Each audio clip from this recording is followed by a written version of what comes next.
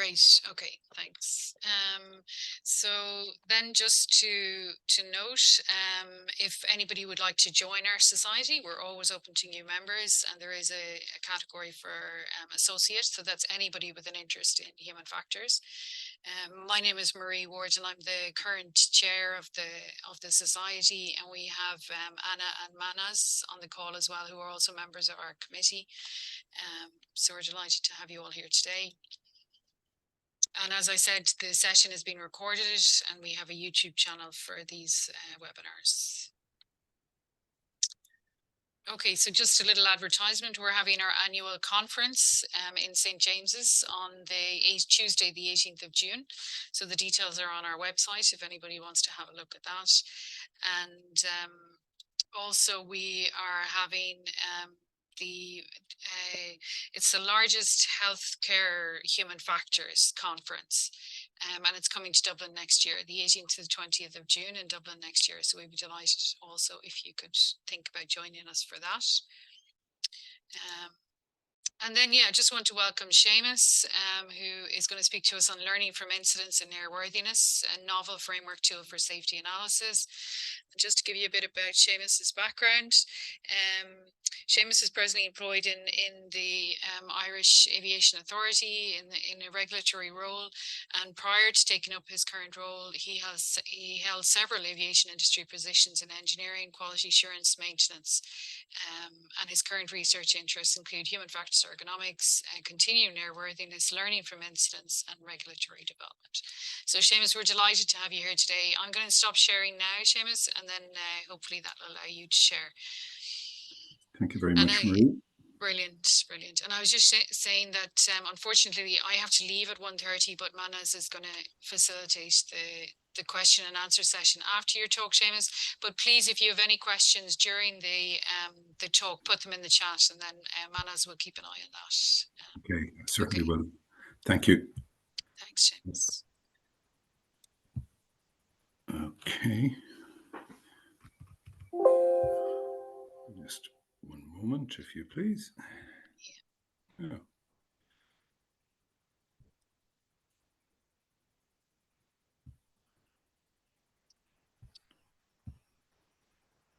Are you seeing?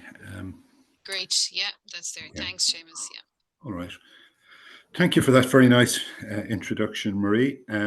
Just also to say thank you to Dr. Anna Chatsi and the organising team at the Human Factors and Ergonomics Society for the invitation to present a little bit about my research into learning from incidents in airworthiness. It's always lovely to put a little bit of knowledge out there, and hopefully it might help others in other domains. So during this presentation, there will be some very aviation-specific terms and jargon, but I'll try to keep that to a minimum. And of course, the research may be of importance to other high reliability sectors. So I have broken up the presentation into a few different little sections. And just very briefly, I will speak about learning from incidents and the context for learning from incidents. I'll talk a bit about the study that was performed as part of my PhD a number of years ago.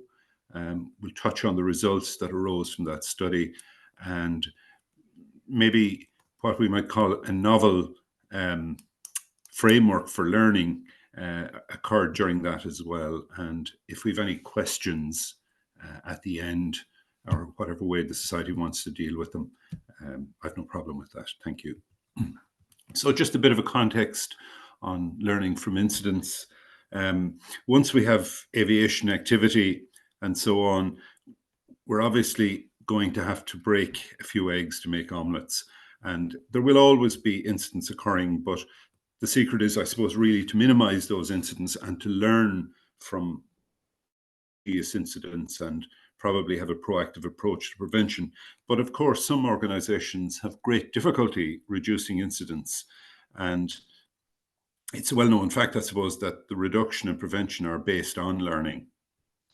And when you get those opportunities, the challenge, of course, is to try and learn as much as possible in terms of developing good causal analysis and good measures for prevention.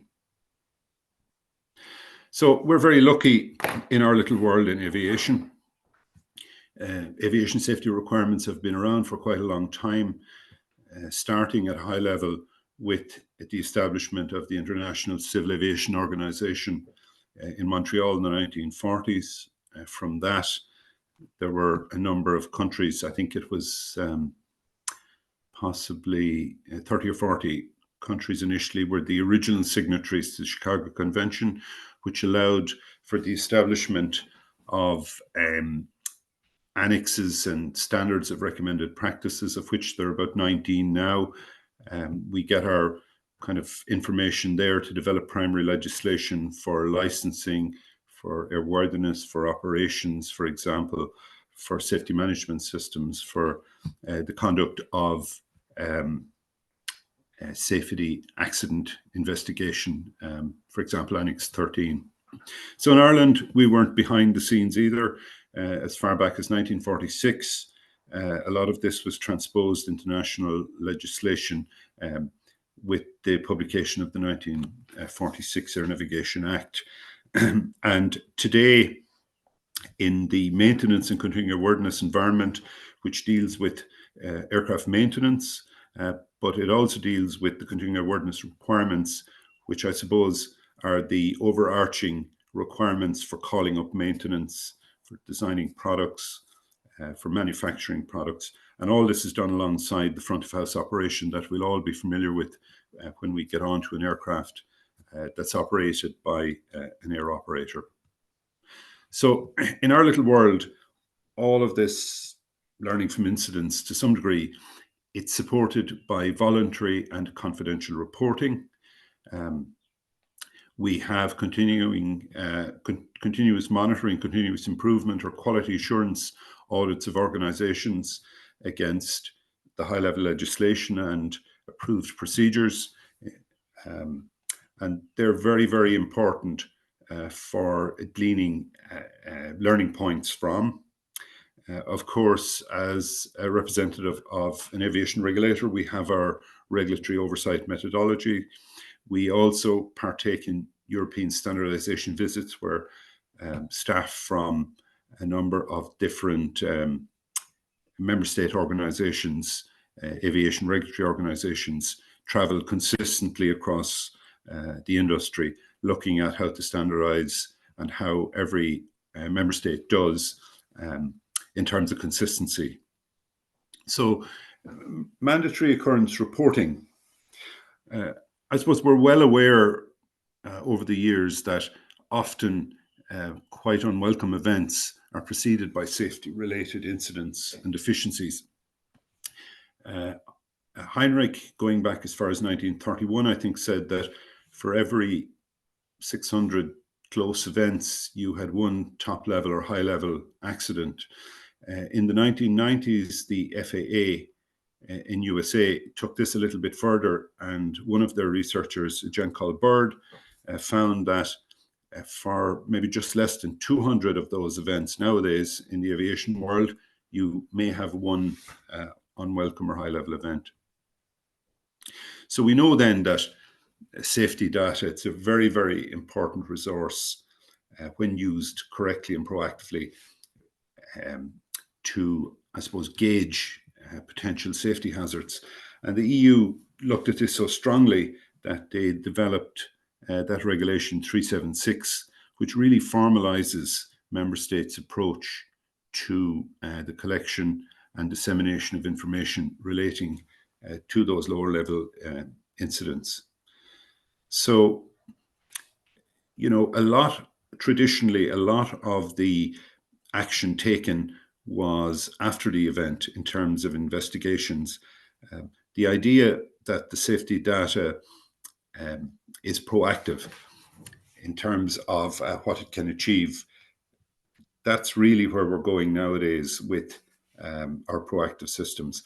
And I suppose, in fairness to the continuing airworthiness requirements that look at the management of aircraft maintenance and the conduct or the provision of maintenance, We have now introduced safety management systems as a mandatory requirement into that. And that means that we're looking at hazards much earlier and building hazard logs and being more proactive than we would have been traditionally.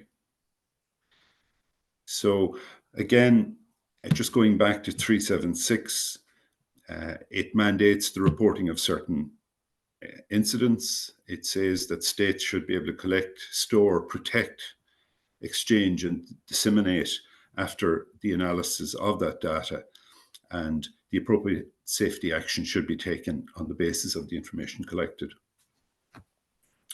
So when we talk about learning, we're talking about often acquiring or modifying knowledge we have, our behaviors, our skills, our preferences, values, and the learning may involve the synthesis of different types of information so that we get the message and we're able to change our behaviors, knowledge, skills. So just very quickly, when we talk about the elements of a learning system, we're looking at, in general, the identification, and response, reporting, investigation, and communicating incident learning. But just to clarify what each of those mean, and I'm sure many of you will know, when we talk about the identification and response, we're really saying that staff should be sensitized to learning and the importance of reporting. Otherwise, we have found that deviations, be them lapses of judgment, minor lower level issues, up to willful violations, that those non-compliances, that they won't be noticed if people aren't sensitized to learning. And of course, one thing about implementing a reporting system, experience has shown that when you implement a reporting system, of course, you're going to be swamped with all types of reports, which is very good. But after a while, it just so happens that a threshold for reporting will be established, and therefore reporting will settle down, and the value will really be presented by the capture of those events and near misses.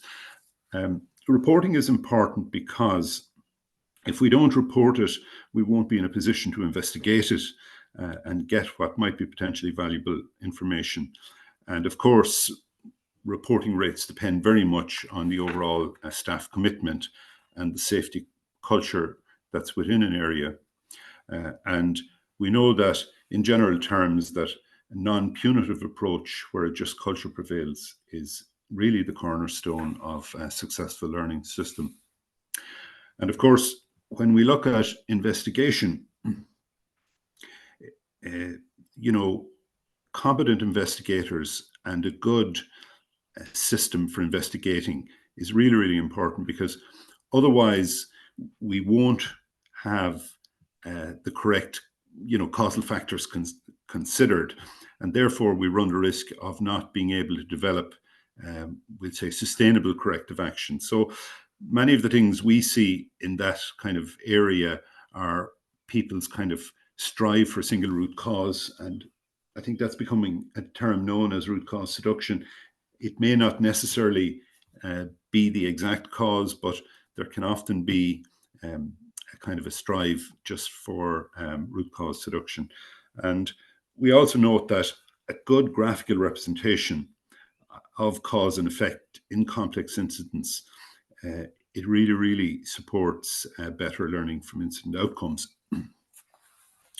And then I suppose the final part of that learning circle or learning circuit would be the communication of the information that arises from incidents. So we would commonly come across centralized distribution of this information, maybe through quality and compliance monitoring departments, or we might have decentralized units where you would have a large organization with quite a few what we might call line stations, where aircraft are operating at remote locations, and the information may be generated in that area and maybe just distributed to the people concerned. But of course, with all learning, it's really, really important that we can try and measure it some way, and feedback is very, very important, and it is a really good component of building a strong safety culture. So when we talk about a safety culture, we would commonly see 5 elements in that safety culture. So the just culture, it's really, really important, as I've said before, that where we see errors and unsafe acts, if they're unintentional or they're lower level issues, that we don't have a punitive system, and that helps people learn, and it also helps reporting rates. Many companies, when they're investigating maintenance or continuing awareness related incidents, they use reasoned scale of culpability. So those lapses and unintentional errors on the lower side may be addressed through training or coaching or mentoring, where reckless behavior on the far end of the scale. Thankfully, it doesn't occur very often, but there is a mechanism to establish that and deal with it. Reporting culture, it's really, really important to have an atmosphere and environment where people have the confidence to report issues without fear of blame. An informed culture, that's where we collect and analyze and disseminate the information. And the flexible culture, where organizations are agile and can move with the challenges and hazards and mitigate accordingly. And of course, the learning culture, it means that the organization is able to learn from its mistakes and make the appropriate changes. So just to get on to the study background, just to give you a little bit of information about that and how I was tempted to get involved, and the work, some of the work that went into it. So we do know from ICAO, from the European Aviation Safety Agency, and a number of large aircraft manufacturers, that aviation activity is going to double in less than 2 decades at this time. But if we continue, just to achieve the same levels of safety, a double in accidents or incidents wouldn't really be appropriate. So we have to get a little bit smarter on how we do it. So current regulatory oversight systems, as they currently stand, they won't be able to handle it. So both ICAO and EASA have looked ahead and they've made the plans, and we're looking now at, with the introduction of safety management system requirements into continuing awareness, we're now looking at gathering data and trying down the gauntlet for the first component of a risk-based oversight system. So over the next couple of years, as these oversight elements mature in that segment, we're going to be in a position to shift our focus to a more risk-based in the world of regulatory oversight. And this oversight will then be based on the organization's performance. It's thought that organizations will have a number of different characteristics which will result in a risk signature, and therefore they will attract varying degrees or levels of oversight from their regulatory authority. One of the things that I've noticed over my years of involvement in aviation, that learning from incidents, it has been undervalued and is still undervalued to some degree. I suppose that's really down to there not being a formal approach up to now, but thankfully with the introduction of SMS, it really requires, I suppose, a serious view of risk and the, I suppose, risk for organizations and possibly the cost in human currency and financial currency when one doesn't address that. So learning from incidents may become a little bit more appreciated as we go on with those programs. And of course, when I started to perform initial review of literature, I found that there was a real scarcity of review publications in the segment. So when I began my research, I had 3 objectives, and they were to review the current literature on learning from incidents and to identify factors that might relate to learning from incidents, to interview a sample of professionals working in the area, and to hopefully identify learning, the obstacles to learning. So this informed 3 questions. The first research question was, what local mechanisms enable learning from incidents in an operational environment? What obstacles to learning from incidents are experienced? And why do obstacles to learning from incidents exist? So thankfully, I answered all of those, but I need to develop a methodology that would be robust enough and I suppose efficient and flexible enough to get to those answers. So I knew that I would have to explore how various situations impact learning. But I also had to consider 2 points: epistemology, what constituted valid knowledge and how I could understand it, and the ontology aspect of it, what constituted the reality of that area, and how could we understand the existence of whatever was there behind the scenes. So I really came around to a point of thinking that I had to consider culture as a subjective reality and the extent of its existence as it was perceived by the observations. So I went along a path of interpretive research to gain that empathetic understanding. And there was a huge body of qualitative research involved. And as we'll see, just as we go on, some of the data was analysed thematically and other regulatory elements were looked at through content analysis.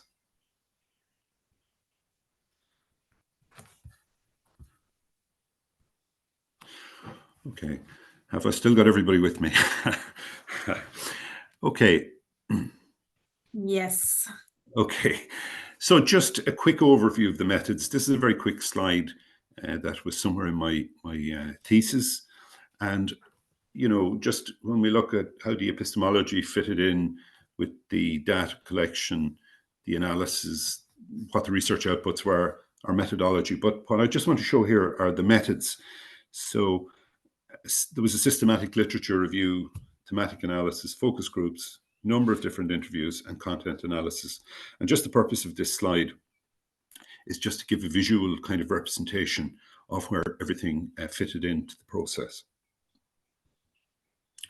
So just very quickly, I'll run over the data analysis strategy. We knew that there'd be, and it was very evident from the initial analysis of the transcripts, that we would have varying levels of abstraction. Robustness was very important in this study because it was a qualitative study. We needed to apply whatever the highest standard was, and that meant that everything would be documented and performed in accordance with a best practice of some form that we sought out as we went through the work. Content analysis was, of course, rather easy to do because it was governed by the segment requirements.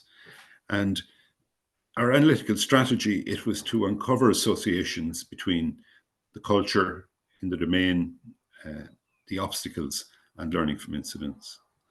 And we also, of course, consider the impact of regulatory requirements. So our systematic literature review, in a nutshell, a number of search terms, learning from incidents, learning from experience, safety management system, so on and so forth. They were used to search different databases. It brought back over 1,000 publications. The titles then were screened and the abstract and against certain criteria. And that brought back 289 publications, of which 53 were primary. And we decided to go with the primary publications because they were really closer to the source. We found in most cases the secondary publications used other people's data, and it was really not what we found to be maybe a pure opinion of what the data was. So to those 53 publications, we applied certain inclusion and exclusion criteria, and we ended up with 18 publications at the very end, from which our findings arose when we looked at it in concert with the outputs from in vivo and the focus groups and the content analysis. So the focus groups, we had 3 sessions moderated by myself. Kitzinger 1994 was very helpful to us when we looked at that. During the focus group, certain statements occurred and reoccurred, and from that we could distill that down into 2 of the 5 themes of root cause and reporting that arose and revealed themselves. And then, of course, the pilot group was very useful at the end, because the focus group was happening in concert with the literature review, and we were in a position to formally pilot the research instrument that we use to support semi-structured interviews. So the data collection, as with all data collection, ethical approval was required and received. We had 34 participants in 7 continuing airworthiness and maintenance organizations. We were careful that the people were selected in accordance with certain criteria to avert bias. This interviewing work brought up about 40 hours of audio and 1,000 pages of transcripts. I was able to learn how to import that into in vivo. Now, in vivo didn't do any analysis for me, as you will know.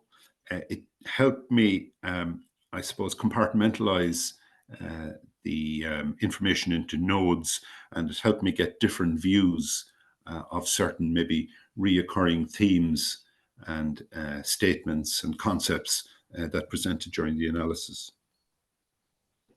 So in order to decide what the best tool for analysis was, we looked at 7 different data analysis methods, and we settled on thematic analysis using Braun and Clark, which involves 6 stages, 8 phases with the analysis process. So very, very briefly, thematic analysis, as we saw it, applying best principles as proffered by Braun and Clark. We ended up breaking the data down into discrete incidents or units, as recommended by Glaser and Lincoln and Guba, and coding them into categories. In order to do this, we'd familiarize ourselves with the data, generate initial codes, search for themes, review themes, define and name themes, and eventually we had a draft report that helped us set our findings up. So I've spoken about the content analysis, and we saw it as a dedicated methodological approach, as O'Cauley and Shkabam recommend, and it's necessary for any kind of literature review that we have that very strong, tight approach to the work. So in the content analysis, as I mentioned earlier, we were looking at regulatory requirements that are within that area. And that was quite easy because there's quite a static architecture there, and it was easy to develop inclusion criteria and exclusion criteria. So just the architecture of the results, if you can see that, we developed the interview template, and from our work doing the literature review, the content analysis and thematic analysis, we came up with 5 different themes of learning from incidents, precursors to incidents, just culture, root cause and reporting. And out of our analysis, we had 3 main kind of elements, which were learning from incidents, learning process, and learning product. And it's very small on the right-hand side, I apologize, but that was our phase 5, how it looked like when we populated that on in vivo.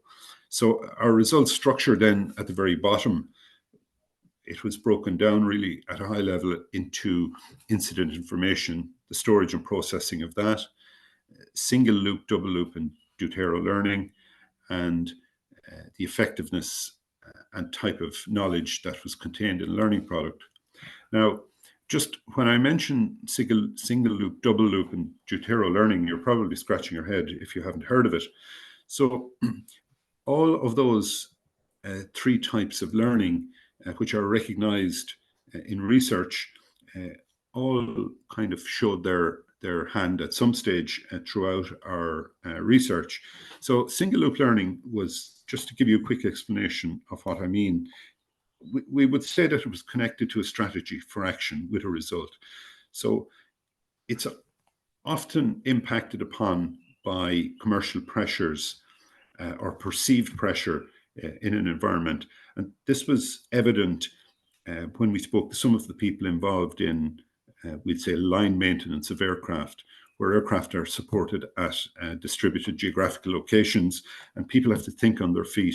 Now, we didn't find anything wrong, of course, with what people did, but it was a lost opportunity for learning because they would have found something, fixed it, and that was the end of it. There was no mechanism for documenting it or translating it into a lesson. While we found double loop learning, a term, both single loop and double loop, were coined by Argyris and Sean, I think, in the mid-1990s. And this relates to learning that takes place when our norms and beliefs are altered or need to be altered. And we found that the continued professional development, or what we call continuation training, that's a mandatory requirement in that sector, that provides a great platform for learning. And those programs are required under 1321, which is the high-level legislation for that domain. And we find it to be a very effective platform. But we also found that there was a third term that came up. And while it wasn't named by the respondents, when we did our research, we found that a term called Jutero, or third loop learning. Third loop learning was also coined by Garris and Sean, but a person called Bateson in 1972 was the earliest record of that I could find that related to third loop or Jutero learning. And this relates to when an organization reflects on previous learning, and it sets about how the organization can maybe be better at learning. And it also helps organizations look at how effective their single and double loop learning is. So it came up in the context with respondents that they said that maybe more reporting of non-mandatory items might reveal more opportunities for looking at third loop learning. So the summary of the results: continuation training, that's second loop learning, it was pivotal in enabling domain learning, and it came across very strongly through the results. Again, just culture was so important, where people felt comfortable with reporting, and whether they had made a mistake or they had figured out that something wasn't right and they reported it, once they were confident that a just culture existed, it was a huge component to reporting and eventual learning. Again, poor causal establishment, taking the time and being competent as an investigator or a person tasked with reviewing occurrence reports. When it came to establishing causation, where you had poor causation, and I suppose it stands to reason, if you don't have the right cause, well, it's very hard to generate the right lesson, the correct lesson to prevent reoccurrence. And as I just spoke of, there were different levels of learning evident, and often it came across that there was a poor focus on the learning product. However, in 100% of the people that we spoke to, all participants espoused to the release of safe aviation products. So nobody went into work with the intention of doing anything wrong. However, incidents still occur, but it was very comforting to see that the release of safe product was foremost in people's minds. So just a second high-level look at the results. The content analysis of the regulatory requirements showed that there was an absence of minimum competence requirements for human factors and SMS trainers, which is very hard to believe. While organizations will be doing their best, I had many questions throughout the collection of the information on when, were those regulatory requirements going to come in for SMS and human factors trainers. Again, in the regulatory tomes, there's a lack of guidance on standard approach to causal analysis. And when you look back at the syllabus for licensed aircraft maintenance engineers and different engineering folk that are involved and safety folk in the processes, again, there's a lack of guidance to a standard approach to establishing causation. And we talk a lot about safety culture in regulation and supporting documentation and procedures, but I haven't seen anywhere where there's a formal approach to assessing it. It became evident during the learning from incidents research that there was a simple life cycle that prevailed in the domain. And it was also, I suppose, inferred in the different regulatory requirements. And it was very much like when we spoke earlier about our learning, the identification, response, the reporting, the investigation, and the communication of learning. So this is, I suppose, a representation, if you join all the dots within organization procedures and they're written in line with the regulatory requirements, this is a kind of a process flow that you would be embedded in if you were somebody involved in reporting an incident. So you can see that an incident arises. Often in larger organizations, they're moderated by a gatekeeper and they're reported internally first. And the gatekeeper then has the autonomy to decide whether it warrants reporting through the EU portal. But of course, everybody is entitled to report any incident through that European portal when operating within the EU member states. So we see that, the report is raised, it's, a decision is made by the moderator, or as I say, somebody can report it directly. And oftentimes when a report is raised, especially with an active or live aircraft, there may need to be some action taken to release the aircraft, to release the aircraft with passengers or whatever. And it's totally legitimate and within the parameters of the procedures. And then, an investigation may take place depending on the severity of the issue. And at that point, causation is established and hopefully we can close the report. And eventually we get to a point, if there's any learning, that it can be gleaned at that point. But the novel approach looked at it slightly differently.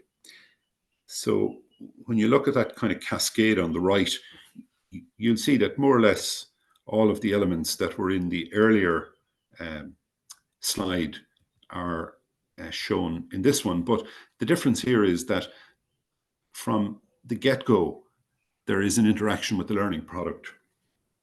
And when you're dealing with the learning product, you're dealing with the different people in that process. And, the information is becoming available earlier, and therefore issues can be addressed earlier, and you're not waiting to the very end to get that, what could be very, very valuable information. So we think it's similar to the traditional approach, but the continuous iterations is what makes it different. And therefore the learning product, it's open to development and action within the organization. And this allows the learning, to be available a little bit earlier in the process. So you might ask yourself, after all of that work, is there any significance to industry? So, yes, well, I suppose we would see, of course, that the primary aim of learning from incidents is to support better actions to prevent future occurrence. It doesn't really matter what domain you're in, especially if you're working in a high reliability area. This is also probably pertinent. This research would also help organizations develop their single loop learning, where they would be more aware of those, we'll say, little nuggets that might arise from the find and fix philosophy. But it also would help organizations develop better and stronger recurrent training or continuation training programs. We hope that the research has highlighted enabling and constraining factors, in whatever area you're working in. And of course, from our research, we know when we looked at the literature, we found that there were similar constraints in other high reliability industries. So we would hope that people from those industries could get something from our research. And of course, this work has really reaffirmed the importance of learning from incidents. And part and parcel of my commitment to the 7 organizations that were involved in the research was that I would come back to them with the results and share some of the publications with them that arose. And they were very, very impressed and really saw a benefit in allowing some of their staff to participate in the study. So really, the re-representation or the reframing of that learning process, it just really, to me, it really highlights the importance of the learning product as opposed to the process of learning. So at the end of it all, if organizations and regulators look at this with a fresh set of eyes, and it helps them, when they're setting about maybe looking at the risk-based philosophy, I think there may be room there to make a contribution through that conduit. So we're coming towards the end, and the further research was an element that really hadn't, come up at the kind of outset of the work and the research. But as we went through it, it became very evident that as we move to risk-based oversight philosophies, that we need to look at more progressive investigation techniques for incident occurrences and accidents. And this will, in our opinion, augment learning from incidents. And Hollernagel talks about functional resonance analysis, where you look at the interaction between all of the inputs into any event.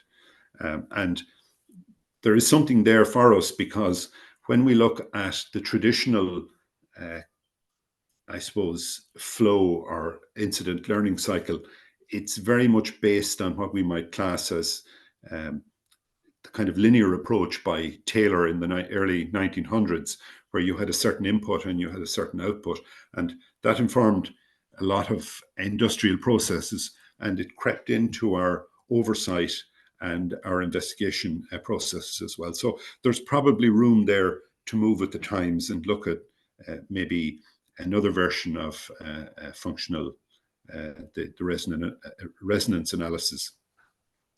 Again, this should help us realign our oversight principles with risk-based oversight.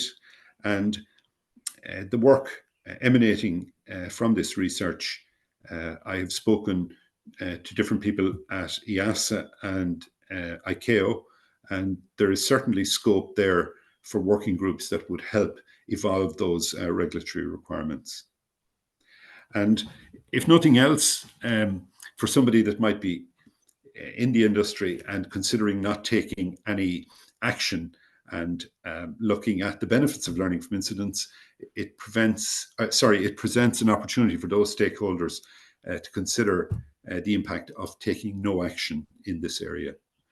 So for anybody that's interested, there are a few publications that arose from the research, and I will gladly send them on to anybody. They're available through open source anyway. So that's my lot. Thank you very much. Sorry for going over a little bit on it, and maybe some of the unnecessary explanations, but thank you anyway. Thank you so much, Seamus. That was great and so interesting. I really enjoyed your talk. Thanks a lot. We have I'm gonna stop recording now so people feel more comfortable for